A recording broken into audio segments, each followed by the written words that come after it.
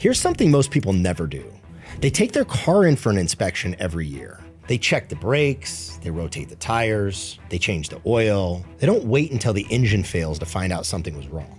They inspect it before there's a problem, because fixing a problem early is always cheaper than fixing a problem late. But those same people have never run a single inspection on their retirement plan. They just keep contributing, watching the balance grow, trusting the system, and hoping everything works out the way they were told it would. Today, we're gonna change that.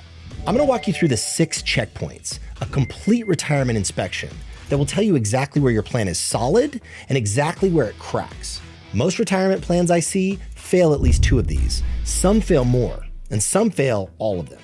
The good news is that a crack you can see is a crack you can fix. Let's run the inspection. My name is Adam Williams. I'm the founder and CEO of Elevest Capital, a private equity firm based in Scottsdale, Arizona. Last year alone, we completed over $200 million in multifamily transactions, and we added over 1,300 units to our portfolio. I've spent over 20 years studying how capital works and how the traditional financial system operates. I've run this inspection on hundreds of retirement plans, and I have never once seen a plan that passed all 6 checkpoints without a single adjustment needed. Let's see how yours does.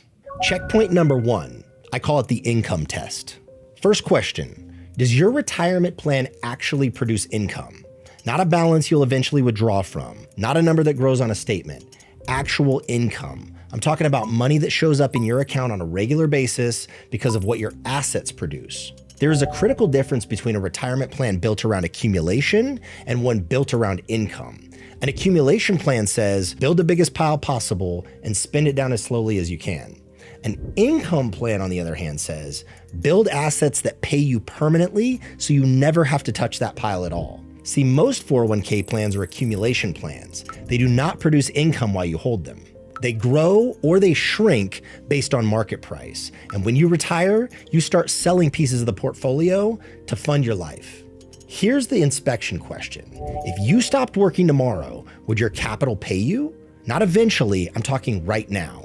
If the answer is no, your plan is entirely built around a future event that has not happened yet, and a withdrawal strategy that has structural risks we're going to talk about in the next 5 checkpoints. So did you fail or pass? If you passed, your capital produces regular income independent of whether you're working. If you failed, your retirement depends entirely on accumulating a balance and withdrawing from it later. Checkpoint number 2, I call it the market dependency test. Here's the second question. What happens to your retirement income if the market drops 40% the year you retire? Be specific, not general. Not markets recover over time. I'm talking about what is your monthly income in year 2 of retirement if your portfolio loses 40% in year 1. If you're withdrawing from a traditional portfolio, the answer is super painful. That means your balance drops 40%, you're still withdrawing to fund your life, and you're selling assets at the bottom of the market. Those shares are gone permanently. The portfolio has to recover not just from the market drops, but from the drop plus the ongoing withdrawals you're making. For many retirees, it never fully does. This is the sequence of returns risks. It's the most dangerous threat to the traditional retirement model and the least discussed one. And your 401k gives you zero protection from it. Your entire retirement outcome is exposed to what the market decides to do at the exact moment you need it most. An income-producing asset, on the other hand, that's not tied to daily market price, changes this foundation entirely. Your income does not drop because the S&P 500 had a bad quarter. So did you pass or did you fail? If you passed, your retirement income can survive a major market downturn without being permanently impaired. If you failed, a 40% market drop in your first year of retirement would significantly damage your plan with no clear recovery mechanism. Checkpoint number 3, I call it the liquidity test. Here's the third question. Can you access your capital when you need it? Not someday, not at 59 and a half. I'm talking about when life happens, and life always happens. So can you reach your capital without a government penalty and a tax hit that costs you tens of thousands of dollars? The 401k says no. Before age 59 and a half, you pay a 10% early withdrawal penalty plus ordinary income taxes on every dollar you touch, on your own money that you earned and that you contributed over the years. This matters for 2 reasons. First, emergencies don't check your age before they arrive.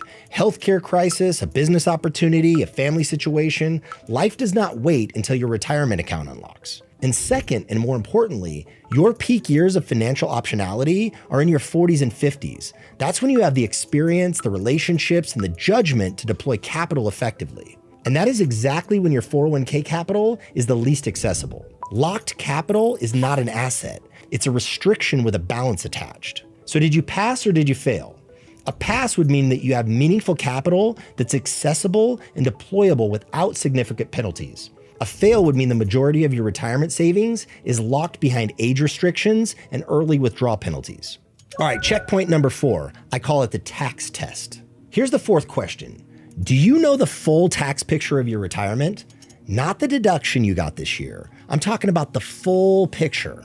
What every dollar in your traditional retirement accounts will be taxed at when you withdraw it. What your required minimum distributions will look like at age 73 and how they'll affect your tax bracket. What your heirs will actually receive after the IRS taxes its share. Here's the reality most people never see. Every dollar in a traditional 401k or IRA is pre-tax. It's never been touched by the IRS. And the IRS has been remarkably patient about waiting. But at age 73, that patience ends. Required minimum distributions force you to withdraw and pay tax on a calculated amount every single year, whether you need the money or not. And for high income earners with significant balances, those forced withdrawals can push you into a higher tax bracket at the exact moment you have the least flexibility to respond. And when you die, your heirs inherit not an asset, but a tax liability. Every dollar they receive from an inherited traditional retirement account is taxed as ordinary income. And thanks to the Secure Act, most non-spouse beneficiaries have to fully distribute the account within 10 years, often during their own peak earning years and their highest tax rates. So did you pass or did you fail? A pass would mean you have a clear, coordinated tax strategy for your retirement that accounts for the full life cycle of every dollar you've saved. On the other plan, a fail would mean your tax plan stops at this year's contribution and deduction, and you have never mapped out the full picture from now through your heirs' inheritance. All right, checkpoint number 5. I call it the longevity test. Here's the 5th question. Is your plan built for 30 years or for forever?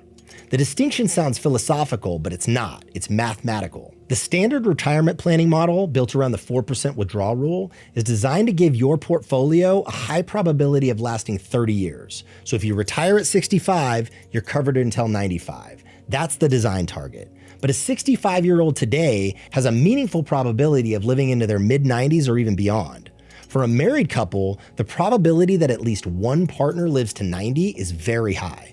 And the people who live the longest are exactly the ones the model was most likely to fail, because they sit at the far end of the 30-year distribution where the math gets thin. More importantly, there's a fundamental difference between a plan with a 90% probability of lasting 30 years and a plan that produces income permanently. One is probability and the other is structure. You do not want a retirement income that has a 10% chance of running out. You want one that never runs out, and those require completely different designs. So did you pass or did you fail number 5? A pass would mean your retirement income is structured to last indefinitely, not to survive a specific number of years. A fail would mean your retirement plan is built around a withdrawal rate and a runway, with no mechanism for permanent income generation. And finally, checkpoint number 6, I call it the legacy test. Here's the 6th and final question. What does your plan leave behind? Not the balance on the day you die, what your family actually receives after taxes, after distribution requirements, after the Secure Act forces your heirs to pull it all out within 10 years and pay income tax on every single dollar. See, most retirement plans leave behind significantly less than people expect. A $1.5 million 401k might net your children $900,000 or less after taxes, distributed on a schedule that maximizes the tax hit during their highest income earning years. But beyond the tax mechanics, there's a bigger question here. What do you want your financial life to stand for when you're gone? Most people I talk to, if they're honest about it, do not want to spend their retirement anxiously watching a balance go down. They do not want to run out of money before they run out of life. And they do not want to hand their children a tax liability and call it an inheritance. They want to build something that lasts, something that keeps producing after they're gone. Something that represents what they spent 40 years of discipline and hard work actually building. And that outcome requires a fundamentally different structure than a 401k withdrawal plan. It requires assets that produce income permanently, that transfer efficiently, and that outlast the person who built them. So, did you pass or did you fail? If you passed, your real estate plan and capital structure are designed to transfer meaningful, tax-efficient value to the people and causes you care about. If you failed, on the other hand, you've never had a specific conversation about what your heirs actually receive after taxes and whether your current structure is optimized for the legacy you want to leave. So here's the question: how did you do? If you passed all 6, like you genuinely passed, not just felt okay about it, you have something exceptional, and you're in the very small minority of investors that have thought through every single dimension of their retirement picture, and that's worth protecting. On the other hand, if you failed 1, 2, or even more, you're in a more common position, I see. Smart, disciplined, high-income investors who have built real wealth, but who have 1 or 2 structural gaps that nobody ever brought to their attention. Here's the good news: those gaps are fixable, and the earlier you address them, the more options you have. If you failed 3 or more, this video may be one of the most important things you've watched this year. Not because your situation is hopeless, it's not, but because the structure you're currently in was not designed to get you where you want to actually go. And the sooner you understand that, the more time you have to build something better. Here's the thing about a retirement inspection. You do not take your car in for a checkup because you think it's broken. You take it in because catching the problem early is always better than discovering the problem at the worst possible time. Your retirement deserves at least the same attention that you give your car. So if this inspection revealed something you want to address, if 1 or more of these checkpoints landed in a way that made you uncomfortable, I want to invite you to have a real conversation. At Ellevest Capital, we work with accredited investors who are serious about building retirement income that passes all 6 checkpoints. Not just a balance that looks good on a statement. I'm talking about income that is permanent, tax efficient, accessible, and built to outlast them. The link to book a call with our team is in the description below. No pressure, no pitch. We'll just have an honest conversation about where you are and what your options look like from here. And if you just want to keep learning, subscribe to this channel. We put out videos every single week thinking about capital, income, and building wealth that actually lasts. I'll see you on the next one.